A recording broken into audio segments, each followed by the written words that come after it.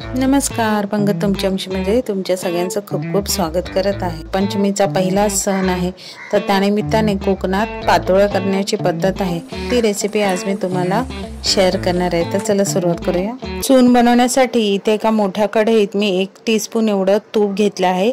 त्याच्यात 1.5 वाटी खवलेला नारळ आणि पाऊण वाटी गूळ। आपल्याला इथे खोबऱ्याच्या अर्ध गुळाचा वापर करायचा आहे। गोडाचा पदार्थ असल्यामुळे चिमूटभर मीठ टाकून हे आपण सारण मीडियम गॅसवर चांगलं शिजवून घ्यायचं आहे। आता तुम्ही इथे बघू शकता गूळ आळला आहे, चांगला शिजला आहे। त्याच्यात आता मी 1 टीस्पून एवढी वेलची जायफळची पूड, 2 टेबलस्पून एवढी काजूची पावडर आणि 1 टीस्पून एवढी चारोळी घालून चून चांगलं शिजवून घेऊया। आता पातोळ्याची उकड बनवण्यासाठी भांडं भरून इथे मी पाणी घेतलं आहे। त्याच्यात मी अर्धा चमचा मीठ, 1 टीस्पून एवढं गूळ, 1 टीस्पून एवढं तूप घालून ते चांगलं मिक्स करून झाकण लावून पाण्याला उकळी आणण्यासाठी ठेवूया। आता इथे आपल्याला काकडीच्या पातोळ्या बनवायच्या आहेत, त्याच्यामुळे मी ही व्हिडिओ दाखवलेली काकडी, एक अख्खी मोठी काकडी घेतली आहे। त्याच्यात साल काढून आपल्याला त्याचा किस बनवायचा आहे। आता ज्या भांड्याने मी पाणी घेतलं आहे तेच तेवढंच भांडं भरून मी हा काकडीचा किस घेतला आहे। आता हा किस घालून पुन्हा झाकण लावून पाण्याला चांगली उकळी यायला द्यायची आहे। आता तुम्ही बघू शकता पाण्याला चांगली उकळी फुटली आहे। आता ज्या भांड्याने आपण पाणी घेतलं त्याच भांडाभर आपल्याला इथे तांदळाचं पीठ घ्यायचं आहे आणि पीठ घालून झाकण लावून 1 ते 2 सेकंदासाठी ते तसंच ठेवायचं आहे। 1 ते 2 सेकंदानंतर आपल्याला हे मिश्रण चांगलं एकजीव करायचं आहे।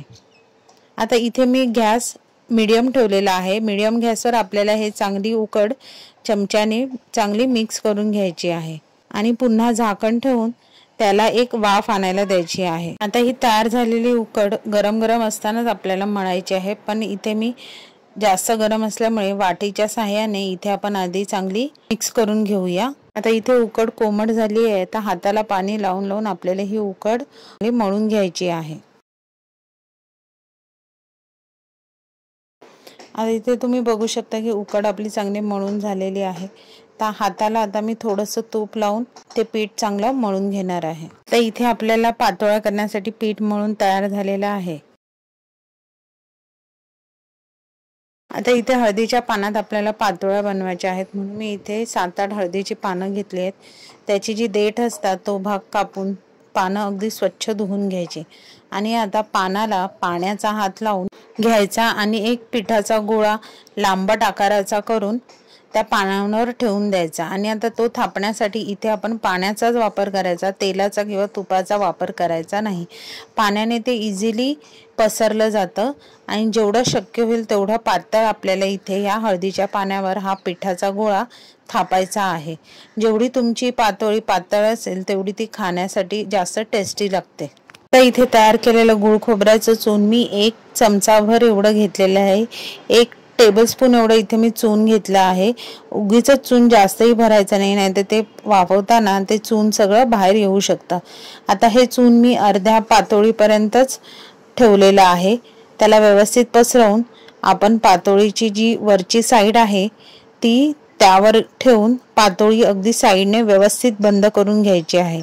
इथे पातोळी आपल्याला अगदी व्यवस्थित बंद करून घ्यायची आहे। जर कुठेही ती ओपन राहिली तर ती गूळ सगळं बाहेर येण्याची शक्यता जास्त आहे, त्याच्यामुळे आपण ही पातोळी व्यवस्थित बंद करून घ्यायची आहे। आता ही पातोळी बंद झाली की नाही बघण्यासाठी तुम्ही थोडीशी त्या हळदीच्या पानाला उघडून चेक करू शकता की आपली पातोळी व्यवस्थित सगळीकडून बंद झाली आहे की नाही। आता अशा प्रकारे उरलेल्या सगळ्या पातोळ्या इथे आपल्याला तयार करून घ्यायच्या आहेत।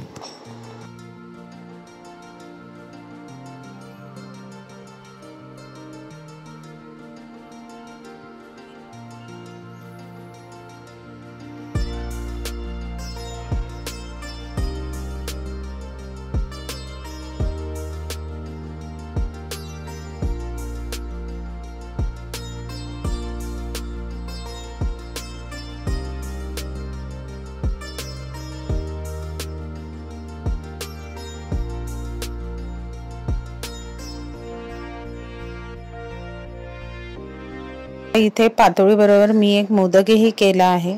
आता हा पातोळा उकळण्यासाठी एका टोपात मी ऑलरेडी पाण्याला उकळी आणलेली आहे आणि त्या चाळणीवर मी पातोळ्या आणि एक मोदक 15 मिनिटं वाफवण्यासाठी ठेवलेल्या आहेत।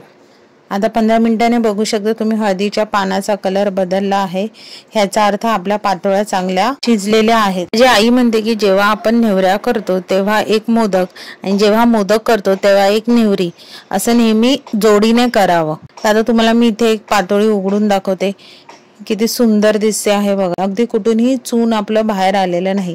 आता ती एक पातोळी मी तुम्हाला कापून दाखवते बघा, वाटते की नाही एकदम मस्त, बघूनच खावीशी। घातलेल्या काकडीच्या रसामुळे पातोळ्या खायला अगदी सुरेख लागतात। तुम्हाला जर ही माझी रेसिपी आवडली तर रेसिपीला लाईक करा, कमेंट करून सांगा, शेअर करा। चॅनलवर नवीन असाल तर चॅनलला सबस्क्राईब करायला विसरू नका आणि हा नवीन व्हिडिओच्या नोटिफिकेशनसाठी बेल आयकॉनला प्रेस करायला विसरू नका। तो पण मस्त राहा।